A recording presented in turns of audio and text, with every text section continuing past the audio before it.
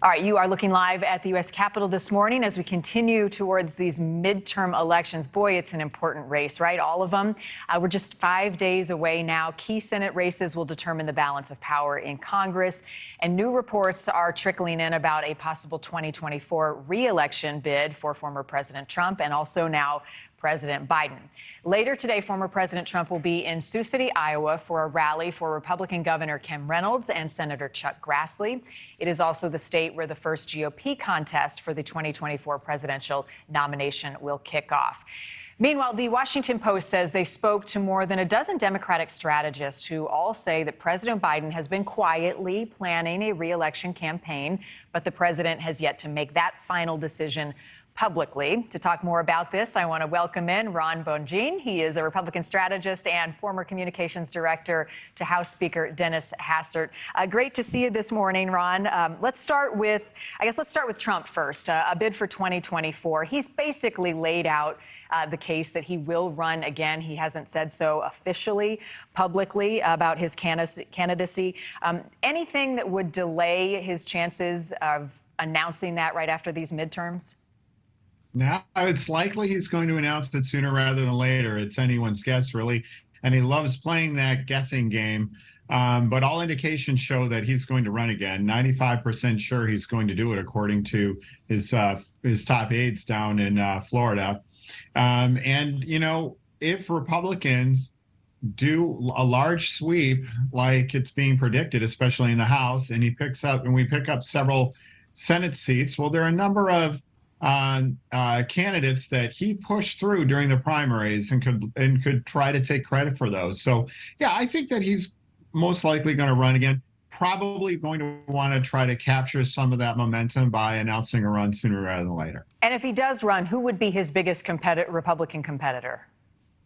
Well, right away, you look at Ron DeSantis from Florida, who has been very outspoken over the past year and a half or so. I think that's going to be his largest competitor. But by and large, Trump is right now the favorite for most Republicans, although the feeling that maybe somebody else on the ticket should replace him has been starting to grow. That those polls show that feeling is rising. And that may be another reason why he's going to jump in the race early to try to sweep the field. What about the sentiment around Mike Pence? Yeah, sure. Mike Pence could clearly run again. You know, he was the vice president.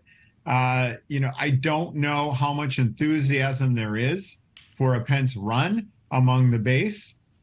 He was very respected, but you know, he has not launched a formal bid or exploratory yet.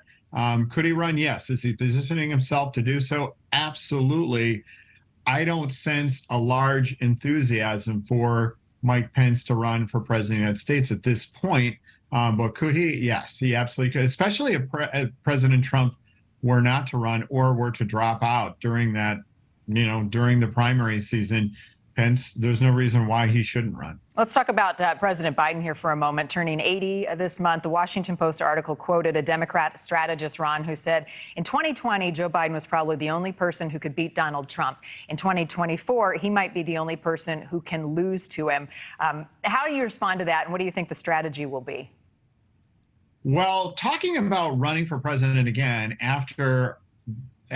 when we're about to see an election this coming Tuesday, that's going to be a referendum on the White House, where House Republicans are going to take over. There are very good chances Republicans could take over the Senate. That's a referendum on President Biden and his presidency. The fact that he would be entertaining running again right now seems to be a little out of place. I don't think many Americans would like him to run again, and that's indicated in the polling. They'll be indicating in elections whether or not they would want him to do so.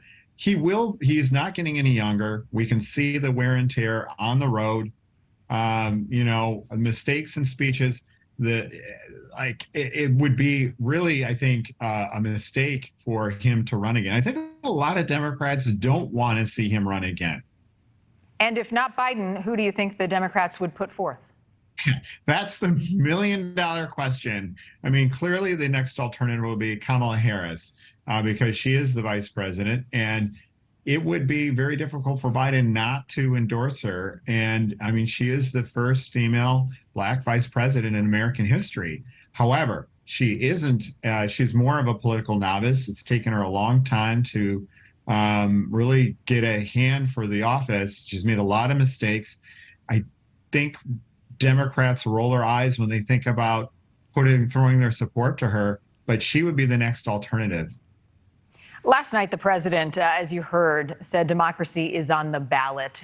Inflation is certainly on the ballot this time around in the midterms. How do you feel about what is motivating people to the polls and what eventually potentially may swing in one direction or the other to flip this thing? Sure, great question. I mean, this is President Biden's closing argument to voters before they go to the polls, that democracy is under threat if Republicans win. Now, most of us are against, are against election denials. We're Republicans, are against harassing people at the polls. Absolutely. But we are very concerned about our country struggling under the weight of inflation and crime.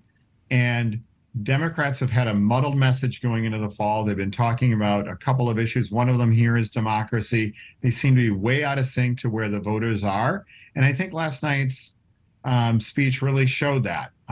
It's something that is concerning to Biden and absolutely respect that. But I don't think a week before the election would be the time to say that. It's talking about what's on voters' minds. And it's about making ends meet. It's about feeling safe. It's about providing for their families and making sure that, the gasoline prices are lower, that grocery prices get lower. It's not about the cerebral thoughts about democracy at this point to many Americans. Kitchen table issues. Republican strategist Ron Bonjean, great to see you. Thank you. Thank you so much. All right, let's continue.